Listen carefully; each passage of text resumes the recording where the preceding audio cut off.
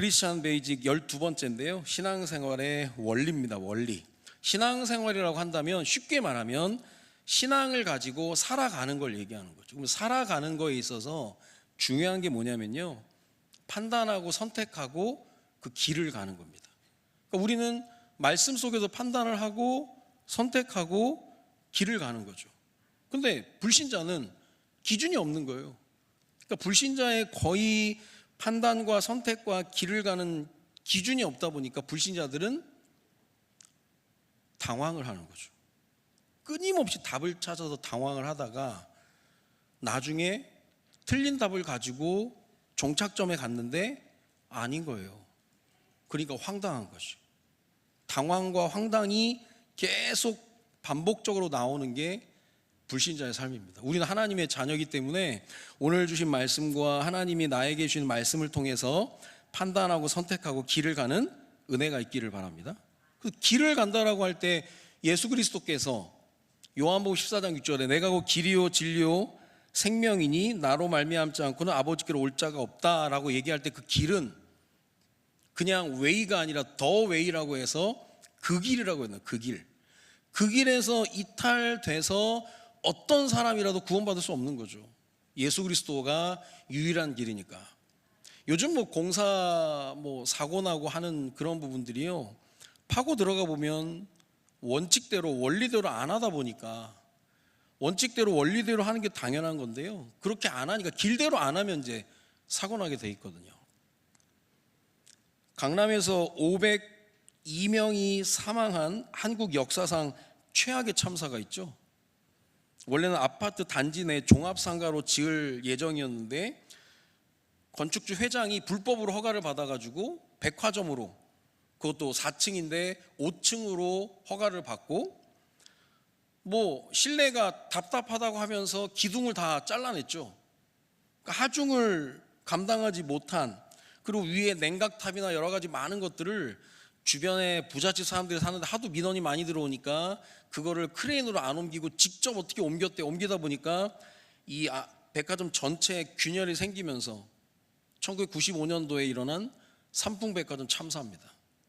그때 그렇게 무너진 거는 어떻게, 이거 기술적으로도 이거 할 수가 없는 건데 완전히 내려앉았거든요. 원인은 딱 하나예요. 길대로 안 해서 그래요. 원칙대로 안 해서 그렇습니다. 신앙생활도 하나님이 주시는 원칙이 있고 원리가 있는데 그대로 안 하면서 하나님께 응답을 받고자 한다는 건 반칙이죠, 사실. 그러면 오늘 빌립보서 2장 5절 12절 말씀을 통해서 신앙생활의 원리를 보려고 하는데요, 본론의 첫 번째는, 신앙생활 원리 첫 번째가 비우는 겁니다. 비우는 거. 빌립보서 2장 7절은 오히려 자기를 비워 종의 형체를 가지사 사람들과 같이 되셨고 자기를 비웠다. 어떻게 보면 비운다라는 의미가요, 불교에서 더 무소유라는 개념이 훨씬 클 수가 있거든요. 불교뿐만 아니라 이슬람도 비운다라는 그 의미를 마음의 청소라고 얘기를 합니다. 그러니까 다 비우라고 얘기를 해요. 근데 오늘 우리가 예수님이 이렇게 하셨다라고 본을 보이셨는데요, 신학자들, 신에 대해서 연구하는 학자들이 기독교를 제일 존경하는 이유가 세상에 어떤 신도 인간을 위해서 희생하는 건 없습니다. 신이 자기를 사람들 이용해서 무엇인가를 얻는 거지, 신이 인간을 위해 희생한 건 기독교 예수 그리스도밖에 없다는 거예요. 이 굉장한 거라는 거예요. 그러니까 우리에게 있어서 예수님이 자기를 비워서 종의 형체를 가졌다라는 것을 우리에게 적용한다면 내 생각과 내 계획과 내 방법을 다 내려놓는 거죠. 그래서 신앙생활은 예배 드릴 때 판결이 나는 거예요. 예배 드릴 때 말씀의 칼로 우리가 비워야 될 거, 제거해야 될 거, 이거 제거되지 않으면 우리는 똑같이 살아갑니다. 그러니까 대수술이거든요. 어떻게 보면 마음이 찔리기도 하고 아프기도 하고, 우리가 하나님의 방법에 대해서 납득이 가고 이해가 가고 공감이 가서 믿은 사람은 없습니다. 때로는 이해가 안 될 때가 있죠. 왜 이렇게 굳이 납득이 안 가고 공감이 안 될 때가 있는데요, 마태복음 16장 16절에 베드로의 고백, 우리 너무나 잘 아는 마태복음 16장 16절의 고백이잖아요. 주는 그리스도시요 살아계신 하나님의 아들이십니다라고 고백을 했는데요. 고백한 이후에 마태복음 16장 21절에 보니까 예수님이 처음으로 얘기하시는 거예요. 예루살렘에 올라가서 장로들과 대제사장들과 서기관들에게 많은 고난을 받고 죽임을 당하고 제3일에 살아날 것을 제자들에게 비로소 나타내시니, 예수님이 고난과 부활까지 얘기했는데 3일 만에 살아날 것까지 얘기했는데 베드로가요, 원래 다혈질이잖아요. 앞에 것만 들은 거라. 많은 고난을 받고 죽임을 당한다고 하니까 베드로가 막 열받아 버린 거예요. 내가 이제까지 따라다니면서 수제자로 지금 있는데 갑자기 대빵이 죽는다고 하니까 열받아 버린 거예요. 베드로가 예수를 붙들고 항변하여 이르되 주여 그리 마옵소서, 이 일이 결코 주께 미치지 아니하리다. 여러분, 붙들고라고 하는 게요, 어떤 원어에 보면 거의 멱살 잡듯이 막 잡았다는 거예요. 헛소리 하지 말라면서. 항변했다라는 얘기는 뭐냐면요, 에피티마오라고 해가지고요, 예수님이 귀신을 꾸짖던 단어입니다. 그러니까 처음에는 이 원어 같은 거 잘 안 볼 때 베드로가 분명히 예수님 그리스도라고 고백을 해서 A+ 맞았는데 말 좀 잘못했다고 사탄아 내 뒤로 물러가라, 너무 막 예수님도 한성질 하시잖아요. 사탄아 내 뒤로 물러가라 그러는 거서 이게 이해가 안 돼도 왜 그렇게까지 하셨을까. 이 원어를 좀 보니까요, 붙들고 항변하는데 이게 예수님이 귀신 꾸짖듯이 막 베드로가 예수를 꾸짖는 거예요. 그런 일 없을 거라면서. 결코 주께 미치지 아니하리이다 하면서 굉장한 충성심을 드러내고 자기가 있는 한 절대 허락이 안 됩니다라고 얘기하는데, 이거는 베드로가 몰라서 그러는 거예요. 예수가 그리스도라는 것은 총론인데요, 그 예수가 그리스도로 이 땅에 오신 이유와 그 응답이 나타나기 위해서는 십자가가 하나님 방법이거든요. 십자가를 통과해야만 인류를 구원할 수 있고 죄를 씻을 수 있고 사단의 머리를 박살낼 수 있는데, 베드로가요, 고백은 했는데 이게 말이 안 된다는 거예요. 이런 걸 비워야 된다는 거예요. 우리가 믿음은 있어요. 하나님 사랑해요 라고 하면서 세상 살아가는 방법, 방식은 내 마음대로 하려고 그래요. 그러니까 거기서는 충돌이 만만치 않습니다. 그러니까 베드로가 막 이 정도까지 막 예수님께 항변하며 할 정도로 막 얘기를 하거든요. 자, 우리가 하나님 말씀을 듣는 의미는 뭐냐면요, 아까도 얘기했던 것처럼 다 이해가 되고 납득이 되고 공감이 돼서가 아닙니다. 하나님이 나의 아버지이기 때문에, 나를 가장 사랑하시는 분의 말씀이기 때문에 우리가 믿고 따르는 거거든요. 다 이해돼서 하는 게 어디 있습니까? 이해돼서 한다라고 하는 사람은 어느 날 이해 안 될 때 떠나는 거예요. 납득 안 될 때 떠난다니까요. 공감이 안 될 때 떠나게 되는 거예요. 하나님 말씀보다 내 판단이 더 상위 개념으로 있는 겁니다. 그러니까 말이 안 되는 거죠. 하나님이 훨씬 높은 생각, 넓은 생각, 큰 생각으로 우리를 이끌어 가시는데 내 판단이 옳다라고 생각하니까 자꾸 거기서 부딪히는 겁니다. 그래서 자기로 사는 인생이 있고 예수로 사는 인생이 있는데요, 자기로 사는 인생은 고백은 했지만 내 욕심대로 살아가는 거예요. 욕심이 안 채워지면 불평, 불만, 원망이고, 예수로 사는 인생은 하나님의 뜻을 따라 살아가는 걸 얘기하는 거죠. 여러분, 예수님의 제자 중에 나름 부잣집 형제가 있었거든요. 예수님 12제자 가운데 엄마 아빠의 이름이 나온 제자들이 있습니다. 그게 야고보와 요한인데요, 아버지는 세베대예요. 세베대는 배주인입니다. 그러니까 큰 배를 가지고 있었나 봐요. 부유한 집안이고, 엄마는 살로메예요. 살로메가 이제 마리아의 친척, 그 예수님의 이모뻘을 되는 건데요, 예수님이 한창 제자들 데리고 돌아다닐 때 어느 날 살로메가 와가지고 마태복음 20장 21절 22절에 얘기합니다. 그때 세베대의 아들의 어머니가 살로메인데요, 그 아들들을 데리고 예수께 와서 절하며 무엇을 구하니, 예수께서 이르시되 무엇을 원하느냐 이르되 나의 이 두 아들을 주의 나라에서 하나는 주의 우편에 하나는 주의 좌편에 앉게 명하소서.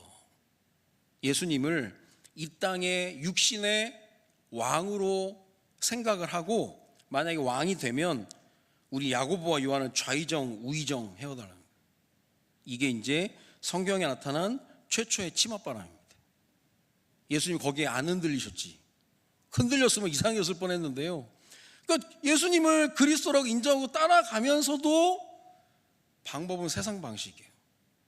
이거 비우지 않으면요 죽을 때까지 갈등합니다. 내 생각에 자꾸 생각하면 생각에 잡혀버려요.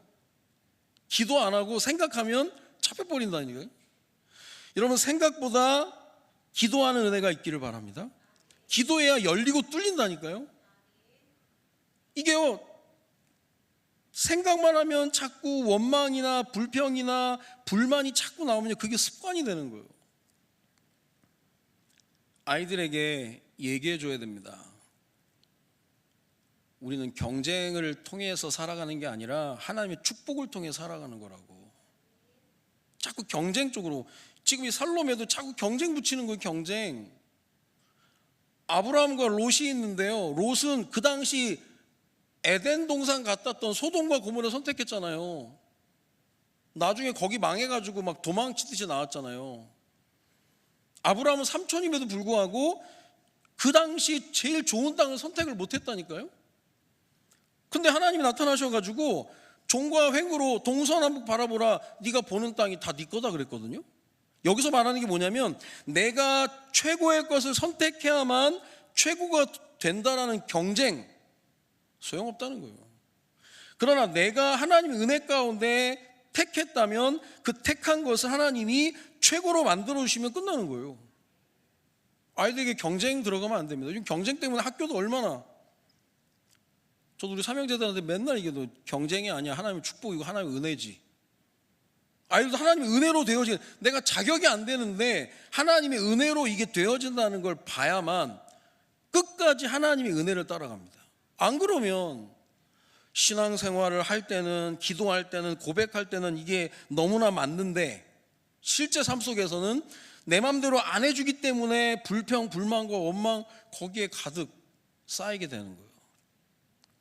그 첫 번째가 비워야 됩니다. 움켜쥐고 있으면 아무리 좋은 게 있어도 또 잡지를 못하는 거예요. 오늘 여러분의 생각과 계획과 뜻을 다 비우는 시간 되시기 바랍니다. 우선 비워놓고 보면 그 다음에 이거는 내가 뭘 하는 게 아니라요, 내가 우선 비워놓고 보면 그때부터 하나님이 채워주시는 거예요.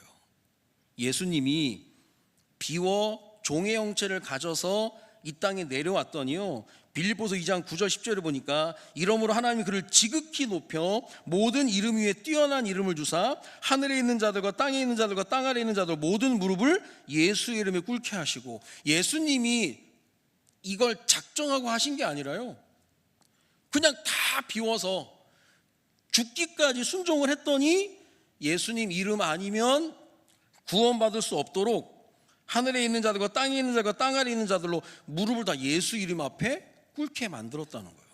이게 채운다는 겁니다.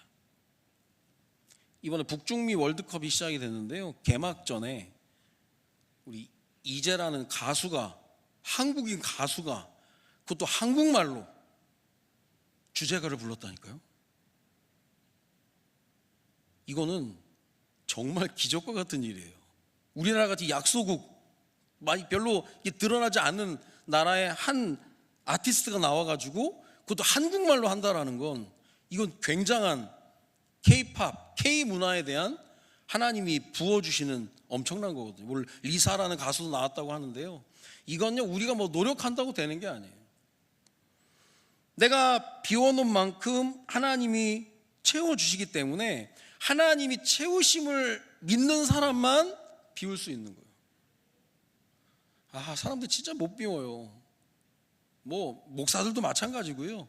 자꾸 비우고 내려놓고 말은 하는데 못 내려놓고 자꾸 어디 감춰두고 꿈쳐두고, 다 버렸다고 그랬는데 나중에 보니까 또 나오고 또 나오고, 끈질기게 하는 게 많거든요. 채우심을 믿을 때 비움이 가능한 거예요. 자, 서커스에서 공중근에 탈 때요, 앞에 그네가 오면 내가 앞에 그네를 잡고 뒤에 그네를 잡고 있는 손을 놔야 간다니까요. 뒤에 걸 잡고 가다가 앞에 걸 와서 같이 잡고 있어 공중에 뜨는 거예요. 그냥 이 우스운꼴 당하는 거예요. 이게 하나님이 비우면 채운다라고 약속하셨는데 못 믿어서 못 비우면 채워지는 것도 없는 거예요. 중요한 건 내가 세상을 살아가고 있지만 비우는 방법도 하나님의 방법대로 해야 되지만요, 채우는 방법도 하나님의 방법대로 돼야 되는 겁니다. 채우는 방법을 아까처럼 똑같이 경쟁해서 막 내가 뭘 채우고 막 그러는 게 아니에요. 어떤 드라마의 한 컷을 보니까요, 요술 램프와 지니가 나오더라고요. 다 이루어질 지니 해가지고 이 지니가 나타나가지고요, 사람에게 3가지 소원을 말하라고 합니다. 그럼 100%첫 번째 소원은 빨리 말한대요. 사라질까봐, 혹시 이게 꿈일까봐 빨리 말한대요. 문제는 대부분 2번째 소원은 거의 다 첫 번째 소원의 수습입니다. 이 무슨 말이냐면 없어도 되는 거였어, 아니 없어야 되는 거였어. 근데 막 급하니까 막 소원을 빌었는데 손해가 막심한 거예요. 그러다가 소원이 하나 남았잖아요. 그때부터는 지옥의 삶을 사는 거예요. 벌써 2개나 썼다니 하나밖에 안 남았네. 이 하나는 어떻게 쓰지? 계속 생각하면서요, 아까워서 미치고 복잡해서 미쳐버리는 거예요. 그러다가 한 7, 80년 지난 다음에 지니를 만나서 얘기를 한대요. 오랜 세월 지난 후에 나의 인생에 소원을 빌 기회가 있었다는 생각을 지워달라고. 그게요, 사람의 방법으로 채우려고 하는 사람들의 말로가 그렇게 되는 겁니다. 그러니까 우리가 같은 어떤 연예인이 너무 예뻐서 너무 잘나서 결국은 자살로 끝나고 할 때 조금 덜 예뻤든지 덜 나갔든지 그랬으면 좋았을 텐데 너무 남들보다 좋은 게 많다 보니까 끝이 그렇게 됐구나라고 하는 안타까움을 자아내는 사람도 있거든요. 하나님의 방법으로 채우지 않으면 분명히 탈납니다. 하나님의 축복을 뭐라고 얘기하시냐면요, 잠언 10장 22절에 보니까 여호와께서 주시는 복은 사람을 부하게 하고 근심을 겸하여 주지 아니하시느니라. 세상에 꼭 근심을 겸하여 준다니까요. 부작용이 없는 복은 하나님의 복인데 자꾸 부작용이 생기는 거예요. 그리고 야고보서 1장 17절에 보니까 온갖 좋은 은사와 온전한 선물이 다 위로부터 빛들의 아버지께로부터 내려오나니 그는 변함도 없으시고 회전하는 그림자도 없으시니라. 여기서 회전하는 그림자도 없으시냐는 말은 무슨 말이냐면요, 그림자가 없다라는 건 어두운 면이 없다는 거예요. 근심을 겸하여 주지 않는 복, 회전하는 그림자가 없는 복, 하나님께 받아 누리셔야 된다니까요. 안 그러면 안 돼요. 올해 하나님께 내가 복을 주시기로 작정하셨다는데 상반기 다 지나가요. 얼마나 어떤 복을 받으셨나요?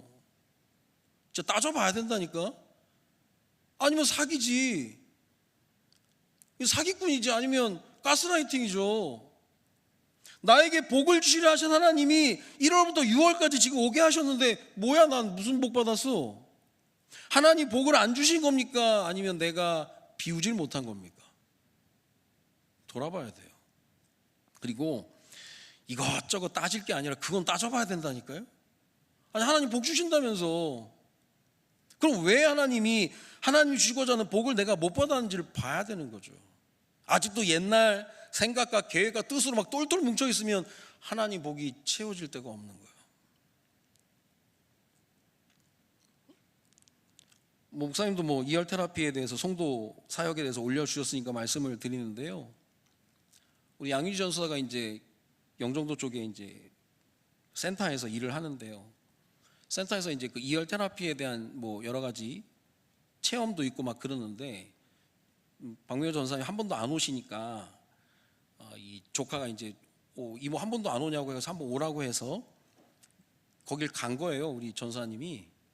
근데 무릎도 아프고 이제 허리도 아프고 되게 힘들게 가셨는데 거기서 이열 테라피를 붙였는데 걸어서 오신 거예요. 너무 이게 빠르게 치료가 돼가지고 오신 거예요.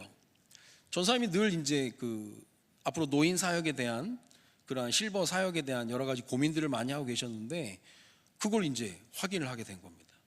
본인이 체험하게 됐고 저도 이제 붙여보니까 여러 가지 효과들이 나고 그런 이런 걸 쭉쭉쭉 하다 보니까요. 어느 날 귀 코칭 상담사라고 하는데 귀 코칭 상담사가 우리 송도에만 지금 7분이 계시는 거예요. 7분이 계셔가지고 지난달부터 아파트 경로잔치나 아파트 축제 때 우리가 공문을 넣으면 그쪽에서 흔쾌히 와달라고 이제 공문이 또 와요. 지난번에도 그랬고 어제도 그렇게 했거든요. 이런 게 오늘 하다 보니까 이렇게 되는 거예요. 요것도 하고 또 다육 힐링이라고 우리 권사님이 또 우리 다육홀릭 다육하는 유튜버로 활동을 하고 계시는데 그것도 한 달에 한 번씩 하면서 우리 불신자들 초대해서 다육 힐링을 진행하면서 일들을 진행을 하고 있거든요.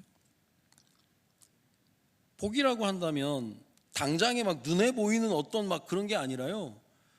하나님이 개입하셔서 움직이고 계신다는 게 보여지는 거거든요.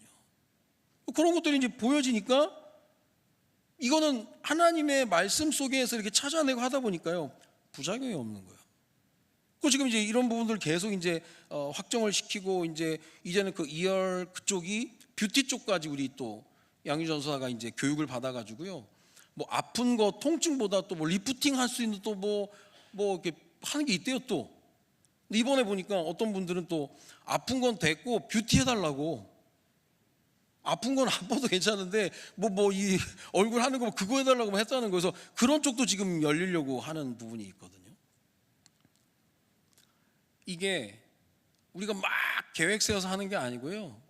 그냥 하나님이 하나님의 뜻을 이뤄갈 수 있도록 비우고 나니까 하나님이 채워주시는 그런 게 있는 거예요.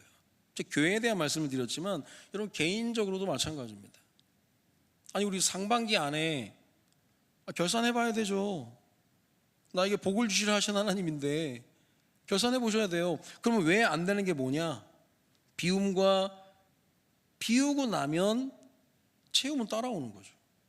나눔은 채워주셨으니까 사명 감당으로 나누는 거고요. 그게 연결이 되는 겁니다. 그래서 비움, 채움 같단 말이에요. 나눔, 빌립보서 2장 12절에 그러므로 나의 사랑하는 자들아 너희가 나 있을 때뿐 아니라 더욱 지금 나 없을 때도 항상 복종하여 두렵고 떨림으로 너희 구원을 이루라 계속 쉽게 말하면 영향력을 줘야 된다. 내가 없으면 패주겨도 못 줍니다. 있으면 줄 수 있거든요. 없으면 못 주는 거예요. 있기 때문에 나누면서 또 비우는 겁니다. 그럼 하나님은 또 채워주시는 거예요. 이게 선순환이에요. 이게 안 되면 안 되는 겁니다. 물론 사람에게 나누는 거 누가복음 6장 38절을 보니까 주라 그리하면 너희에게 줄 것이니 곧 후이되어 누르고 흔들어 넘치도록 하여 너희에게 안겨주리라. 너희가 헤아리는 그 헤아림으로 너희도 헤아림을 도로 받을 것이니라. 우선 줘봐라.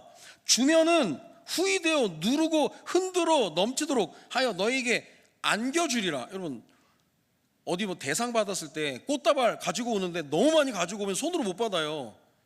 안기는 것처럼 받잖아요. 하나님 그렇게 주신다는 거예요. 그런데 너희가 헤아리는 그 헤아림으로 너희도 헤아림을 도로 받을 것이기 때문에 우선 나누고 보라는 나눔. 할 수 있으면 움켜쥐는 실력보다는 나누고 베푸는 실력이 있어야 됩니다. 평택의 한 공터에요.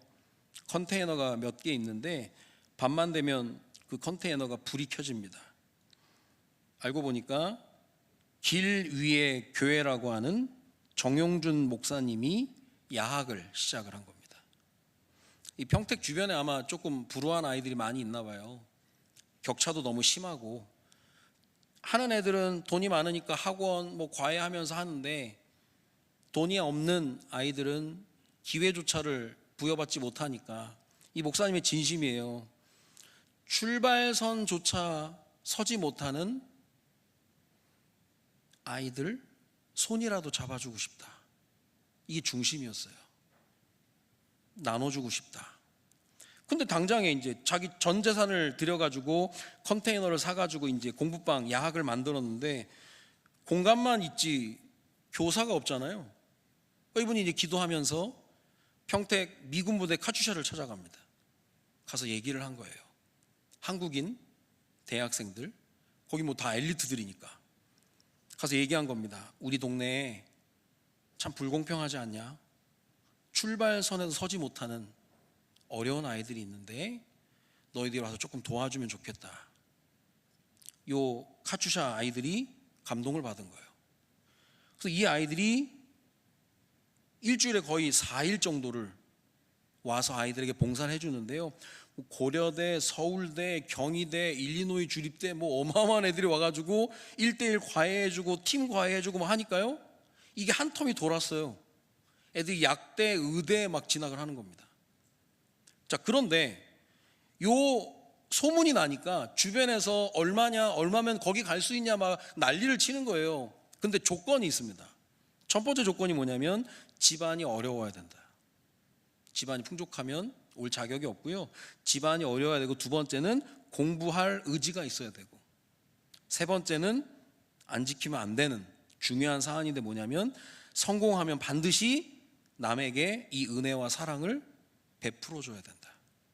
이게 선순환이 될 수 있도록. 그죠? 한 텀이 돌았대요. 거기서 이미 아이들이 이제 자기들이 알바하면서 와서 아이들을 가르치고 이게 선순환이 되는 거예요. 어떻게 보면은 이 나눔의 가장 중요한 덕목을 캐치를 한 거죠. 그러니까 카츄샤 아이들이 와서 나누면서 행복해하고, 또 받은 아이들도 행복하고, 나중에 형들처럼 저도 베풀 수 있는 사람이 되기를 희망하면서 공부하면서 매진하면서 하니까요. 그거를 이게 어떻게 보면 강압적으로 하는 게 아니기 때문에 이 무섭게 아이들이 성장을 하는 거예요. 거의 뭐 명문대에 다 갈 정도로. 비움, 채움, 나눔, 이 원리는 단순한 신앙생활의 원리만 나오는 게 아닙니다. 사람에게 베풀어도 이게 돌아온다니까요.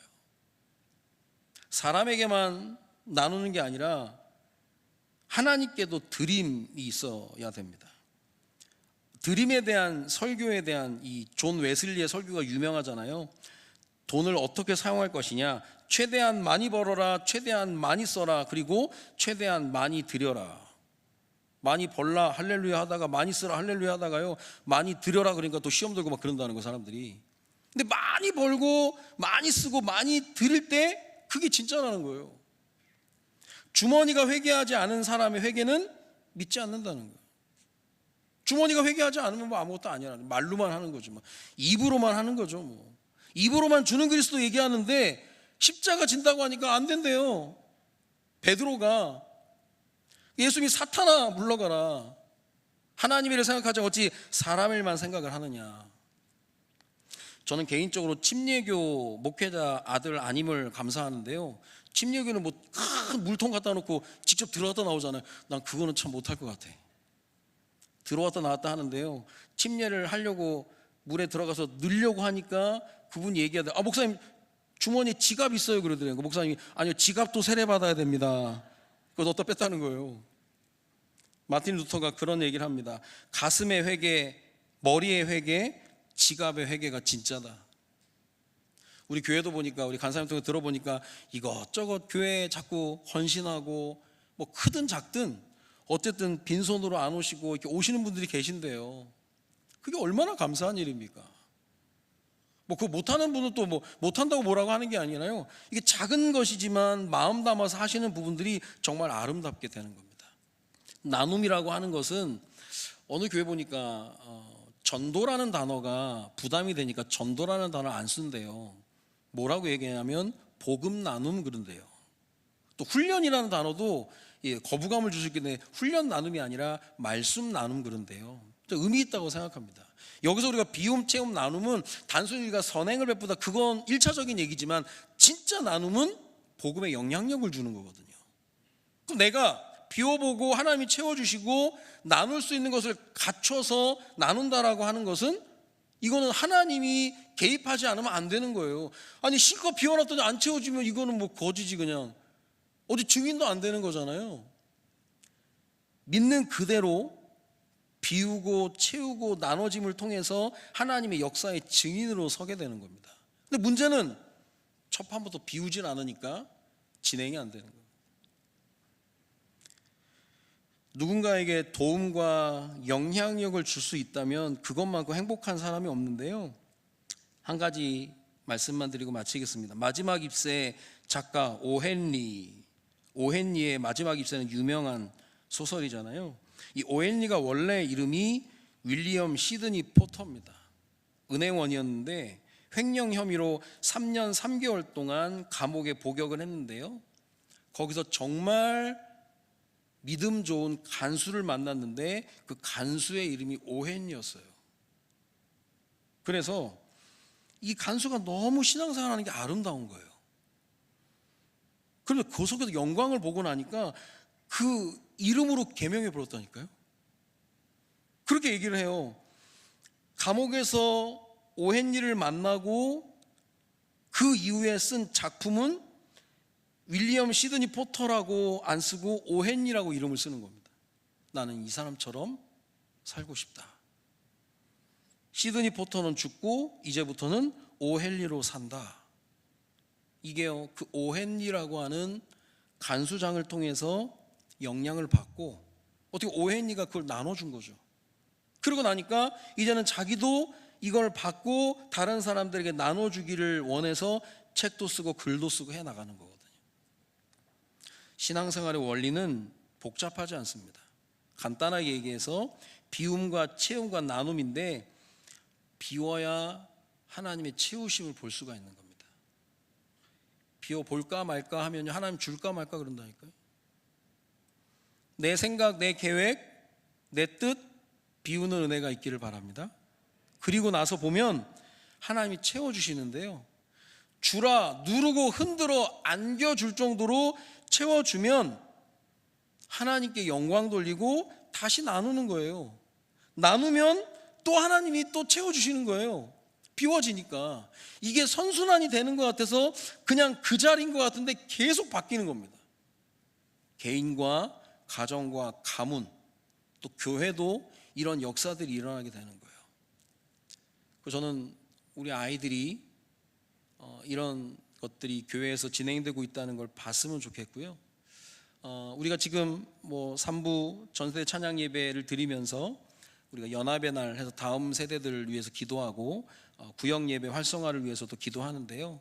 그게 아무것도 아닌 작은 모임인 것 같지만 교회를 든든하게 세우는 지탱하는 기둥과 같은 모임입니다. 안 되고 어렵고 힘들다고 해서 주저앉아 있으면 아무것도 안 되는 거죠. 우리 구역장님들, 부구역장님들 계시기 때문에 혼자라도 두 분이서라도 온라인으로라도 함께 예배를 드리고 해 나가야 이게 영향이 가는 겁니다. 오늘 빌립보서 2장 5절 12절 말씀을 통해서 신앙생활의 원리 3가지 말씀드렸는데요.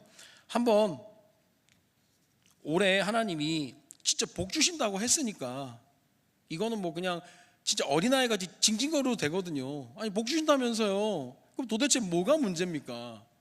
6월달까지 가는 동안 저는 복이라는 거 구경도 못한 것 같은데 저에게 어떤 복을 주시길 원하시고 제가 복 받기에 어떤 부분이 지금 부족한지 내가 어떤 제스처를 취해야 되는지 어떤 포지션에 있어야 되는지 하나님 알려주시거든요.